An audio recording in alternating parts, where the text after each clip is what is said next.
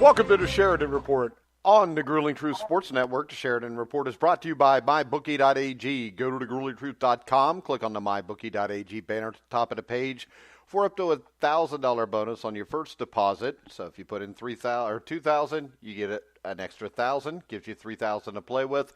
And we will later this week be announcing a special promo that you can only get with the Grueling Truth through MyBookie.Ag. I am your host for the show, Mike Goodpasture. Right now, I'd like to welcome in Bobby Sheridan. How you doing, Bobby? Mike, I'm doing great this morning. Our Early Risers Club had a big day. We were 4-0. We hit all 4 of our matches from the tournament in Monte Carlo, and that's on the clay. All 4 were moneyline dogs, so that's really, really good. And that's the good news. The bad news is I think we're going to do just like you did with your hockey part of the other day. We're a minus 250 or something's gonna do us in. We had the Red Sox this morning, and they're getting beat 6-1. But we got a team that we can replace with our other 2 and make a new one. So I think we're gonna have a good day in baseball. All right, so give us some baseball. All right, let's go into the baseball. Let me pull up a few things here.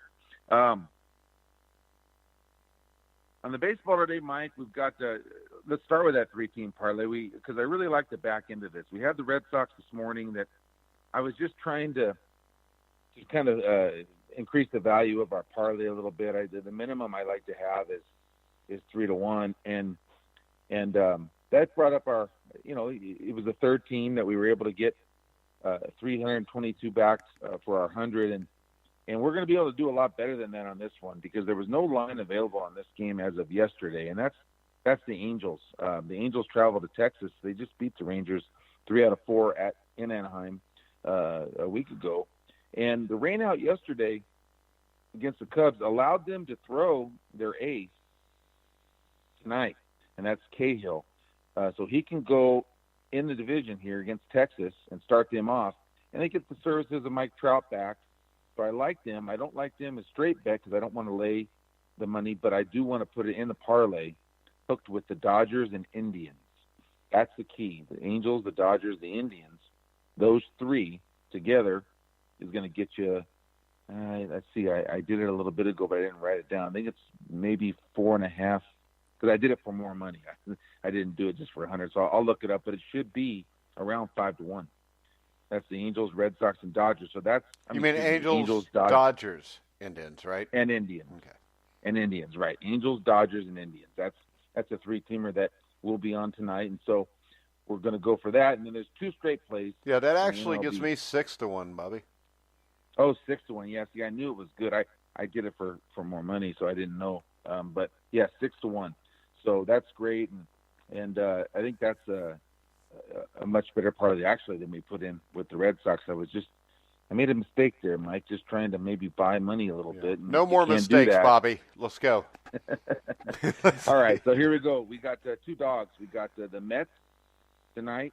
That's starting a new series, and again, it's kind of along the same lines that we've been on if you've been listening.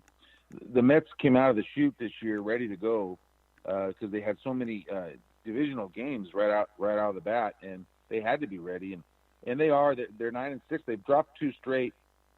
Really surprised me last night that they weren't able to get that last game. They wound up splitting in New York. They won. In Atlanta, they won the first 2 and lost the last 2. And I thought DeGrom would get that for them last night. That cost us our 3-teamer. But I think they've started the series out well all year. I think they'll be ready for this matchup tonight. They got Noah Syndergaard going against Aaron Nola, and you got to. There's changing landscapes here sometimes with pitchers, and Aaron Nola, a little bit like DeGrom, a little bit. There's been some warning signs with him, but I wasn't near as worried as I am for Aaron Nola, who was last year top 3 right-handed pitcher in the National League, and he's gotten off to a really shaky start. His 2 outings, which I've been able to watch on video, he's having some trouble his first 2 outings this year, and I think the Mets are a really nice play at plus $1.05 tonight. So plus 105 the Mets, but not the top play. And the top play, I believe, is a real sneaky one tonight. You got the Blue Jays with Shoemaker. Now, this is the next Angel who they picked up in the offseason, Toronto Blue Jays picked him up, and what's he done? He's 3-0 with a .97 his first 3 outings. He's a control pitcher, very good movement. This is the guy, Mike, that was hit in the head with a line drive about 2 years ago. Suffered, I don't want to say exactly, but he was out a while. I think he had a little bit of a crack in the skull, and obviously, some what they called blurry vision type stuff because of the impact. And he's taking his time. Well, he's come back now full force. This is a year and a half ago, 2 years ago that this happened. And look how he's thrown for the Blue Jays. Guys like this that get on a roll with their movement and their location, and guys that cut the ball and do different things, they can go for a run here before it ends. And I think he can continue that. The Blue Jays are getting plus $1.25 in Minnesota. And this is a really good spot for Toronto to pull one off on the road. So we like Toronto in that spot. That's our 2 plays. Dog parlay. I like that. All right, Bobby, what else you got? I know we got a little NBA playoff action coming up. Yeah, we got playoff action coming up, Mike, and there's one game. Let me go over and talk to you about what's happening today. We've now finished the first games of every series. So every series has a winner. Somebody's up 1-0, and tonight starts the game 2s.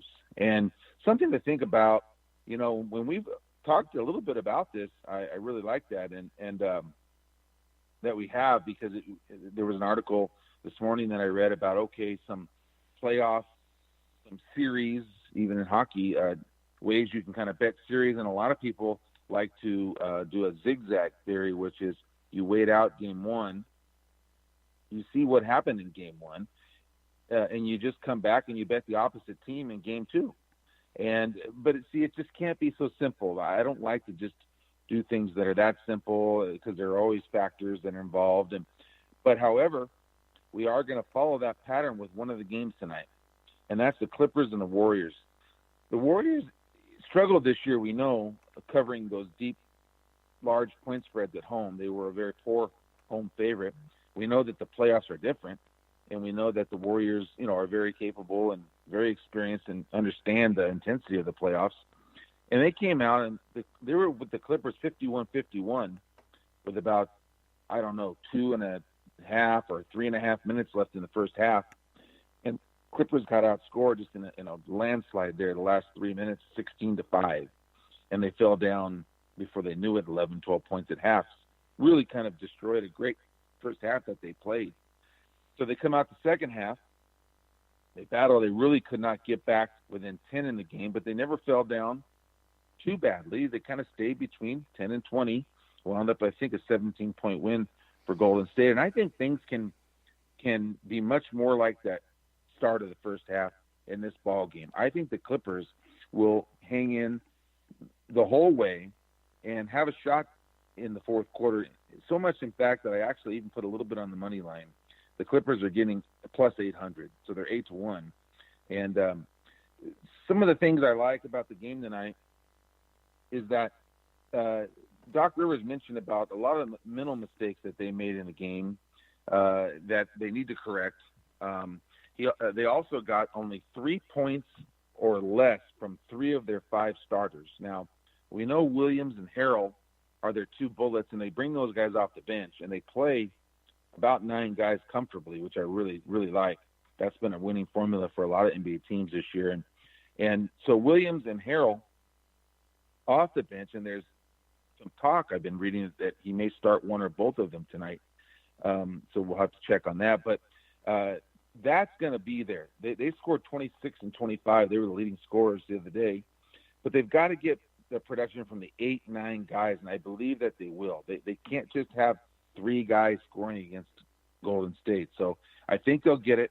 I think they'll be able to not have those lapses that really cost them. There's a couple different lapses in that game that Doc Rivers talked about that really cost them. I think they're going to learn a lot from that. And the Clippers are, they're very capable of staying in this game tonight. So they're my top play, Mike. The Clippers over the Warriors. And the other game is the Nets and Sixers. And again, I'm going to stay away from that game. you called the net and you were right on. And in game one, I just couldn't do it because I was worried about the 76ers, what they would do with their A lineup and Embiid and all that. And, his health is still a question going into tonight's game, and the Sixers are still a wild card. We don't know. So the zigzag theory would put you on Philadelphia tonight, needing this to win at home. But as we've seen in a couple series in the NHL, that didn't really work out too well. Yeah. And the NHL, I think, is going according to plan, which means there is no plan because you get the Blue Jackets up 3-0. They can actually clinch that, I think, tomorrow or the night after. The interesting game to me is Boston and Toronto. What are they? 1-1 now. Toronto's minus 115. Boston's minus 105 on MyBookie.Ag. Any take on that? My take on that would be that I think Toronto must win this game. I think coming home after they secured they stole the home court from them, the home ice, I should say, from them, and now they're coming home in game 3, and I think there's a lot of pressure on them tonight. I do think they can handle it, but they've got to win this game. So I believe that if they win this game tonight, I think they'll win the series. And I think if they lose this game tonight, I think they'll lose the series. I think the series really hinges on this game. If they give it right back to Boston, I'd be very afraid for them. It's going to be an excellent game. I probably would not play this game. I would probably watch and kind of evaluate this game to where we can maybe go further. If you have a really strong take, though, on the Leafs or the Bruins, I think whatever your take is in that, I think you can go with it tonight, and and if you're right, you get rewarded. I do think tonight is pivotal game. Yeah, and I think Toronto's going to get the win. Just a feeling. Oh my God, yeah, and that gives me confidence to know that you say that, and gives me confidence to bet it. We like the Maple Leafs in this series, even though a lot of people weren't picking them, and we gave some reasons why. And tonight, they got to follow through with that. I just was a little disappointed in their game 2 effort. They lost 4-1 and were never really in the game. But maybe that's a zigzag theory, and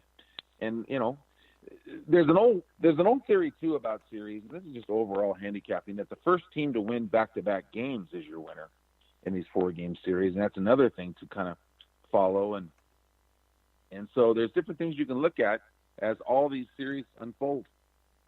Yeah, and I think that Calgary and Colorado still won, and we talked about that at the start, and I thought that was one where you could get an upset, and we had the game 2 where, we had the upset. So Colorado's at home tonight. They could go up 2-1.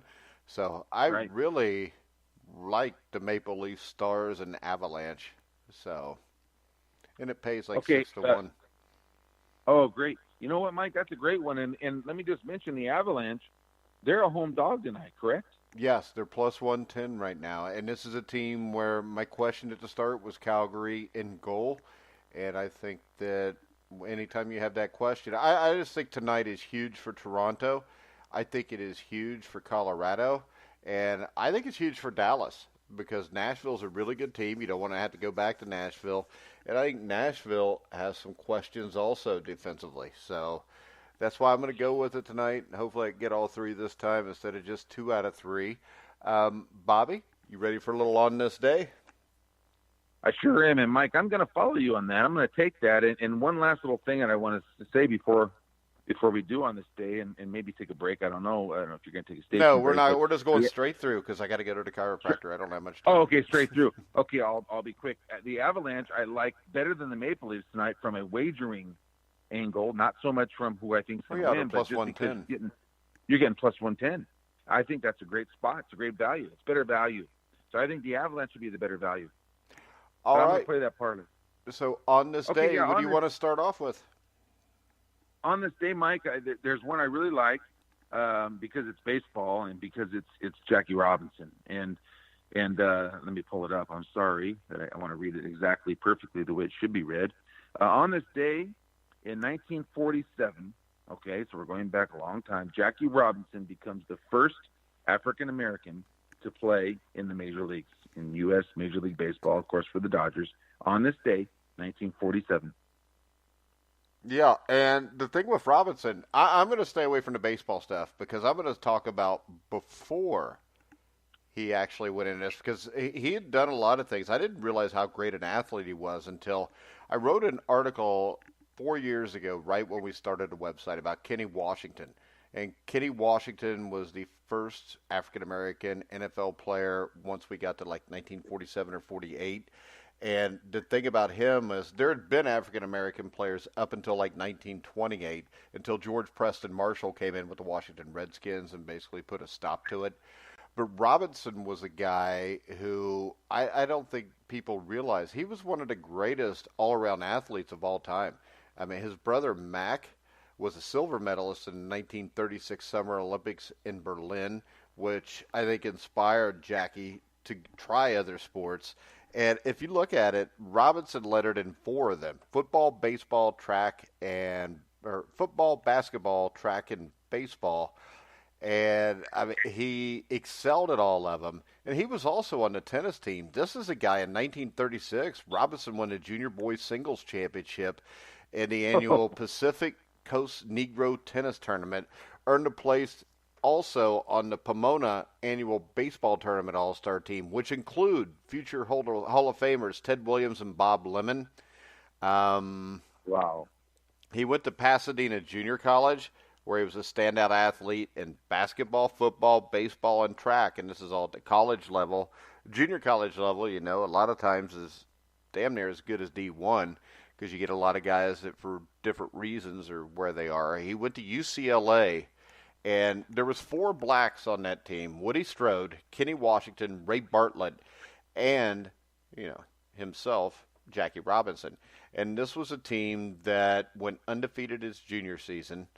And they were college football's most integrated team at the time. And track and field at the same time at a D1 college. He won the 1940 NCAA championships in the long jump. And on top of that, he hit 97 in his only baseball season at UCLA. Did you know that? Did you say 97.097? Oh, he hit .097 in his only season of playing UCLA baseball. And wow. The thing that makes it even worse is that his first game, he went 4 for 4 and twice stole home. Then that's amazing. Yeah, I mean, he didn't know how to hit. He was just a great athlete that didn't know how to hit yet. Yeah, and then of course the Japanese, December 7th, 1941, struck Pearl Harbor. Robinson went into the military, and there was an event on July 6, 1944, that derailed Robinson's military career. I think they made a movie, like The Court Martial of Jackie Robinson, about this. But while he was awaiting the results of hospital tests on the ankle he had injured at the JUCO, Robinson boarded an Army bus with fellow officers' wives. Although the Army had commissioned its own personal unsegregated bus line, the bus driver ordered Robinson to move to the back of the bus. Robinson refused to go to the back of the bus. The driver backed down, but after reaching the end of after dropping him off, he called the military police, who took Robinson into custody. When Robinson was confronted, the investigating duty officer, about racist questioning and his assistant, an officer recommended Robinson be court-martialed. After Robinson's commander in the 761st, Paul Bates, refused to authorize the legal action, Robinson was summarily transferred to the 75th Battalion. Now, by the time of the court-martial in August of 1944, the charges against Robinson had been reduced to 2 counts of insubordination, and during questioning, Robinson was acquitted by an all-white panel of 9 officers. Basically from there, he was in the 761st Tank Battalion, which became the first black tank unit to see combat in World War II. But because of the court-martial proceedings, Robinson was prohibited from being deployed overseas. Thus, he never saw combat action. He finished up his military career at Camp Breckinridge in Kentucky, where he was actually a coach for Army athletics until receiving an honorable discharge in November of 1944. While he was there, though, Robinson met a former player for the Kansas City Monarchs of the old Negro American League who encouraged Robinson to write the Monarchs and ask for a tryout. He took the advice and wrote the Monarchs co-owner Thomas Baird, who gave him a shot. And I guess, as they say, the rest is history. And there's just, with Jackie Robinson, the baseball stuff is really interesting, but it's almost all more interesting to see what happened before he got to the major leagues. Yeah, it pales in comparison to the man. Before. And I think he ended up, amazing. When he got signed, I think when Branch Rickey signed him, I think he went to Montreal for a while in the International League. And then, of course, the thing I remember about him was just his ability to steal home. Yeah, just had a knack for doing that, and obviously taught himself and became a good hitter. It takes a long time, to learn how to hit and become a good hitter. And he sounds like he was way behind to where these kids are now. I mean, yeah, and this is the thing, Bobby. I mean, it was only a few years later, and he's got a career batting average in the MLB of like .311. Yeah, he was just an unbelievably gifted hand-eye coordination, gifted athlete. And I know you had an interesting stat for on this day also, which actually happened exactly on this day many times. Yes, April 15th. I got this from a guy that I follow on Twitter. He's an excellent baseball enthusiast, and he has stats that are really, really good all the time. His name is Jim Passon, and his Twitter handle is @PassonJim. That's Passon, Jim, Passon Jim. And he posted this today, and I thought it was great. April 15th, 1947, which is his day, Jackie Robinson never lost. In 1947, he beat the Braves 5-3. In 52, he beat the Braves 3-2. 53, beat the Pirates 4-2. 54, beat the Pirates 7-4. And in 55, beat the Giants 6-3. So he was 5-0 on this day, April 15th, 47, 52, 53, 4, and 5. All right, and Bobby. You just get the guy's got good information. You'll get stats like that. He posted another one today: players with more stolen bases than actual plate appearances in their career. There's 1, 2, 3, 4, 5, 6, 7, 8. There's 9 of those guys that have more steals than times at bat, and one of them is active. And it's Kansas City Royals' Terrence Gore on Kansas City Royals. And when he'll come in and pinch run, Rex Hudler, who used to be the Angel guy, and he's now with the Royals, he'll say it's Gore to score. Gore's coming in for the score. And, he's just fast, really fast, obviously a little player. He plays the outfield, and he's that big of a weapon that they've carried him in the major leagues for 5 years. All right, Bobby, very good. You'll have to see if Jim Passon wants to write for the Grueling Truth, because it's the kind of articles we like. He could just write something up about stuff like that. Oh, Mike, I'll ask him, and if he'd like that or not, I will tweet him and see. He's been very cordial when we talk, really nice guy, and loves baseball, and I'll definitely bring that up to him. He's got great stuff all the time on his Twitter. Very good, Bobby. I want to remind everybody they can follow Bobby at Sheridan Report on Twitter. You can go to SheridanReport.com, buy his daily Sheridan Report, $10 or $50 for the month. Also, we want to bring up the Handicapper's Guide, which if you're into horse racing, you can't top the Handicapper's Guide. You can find the Handicapper's Guide about halfway down the page on the right on the Grueling Truth. Click that. It'll take you right there. Don't think I'm missing anything. I want to remind everybody you can hear all of our shows on iHeartRadio, iTunes, TuneIn, Spreaker, Stitcher, Spotify, YouTube. Wherever you find sports podcasts, you'll find the Grueling Truth. So for Bobby Sheridan, I'm Mike Goodpasser. You've been listening to the Grueling Truth, where the legends speak.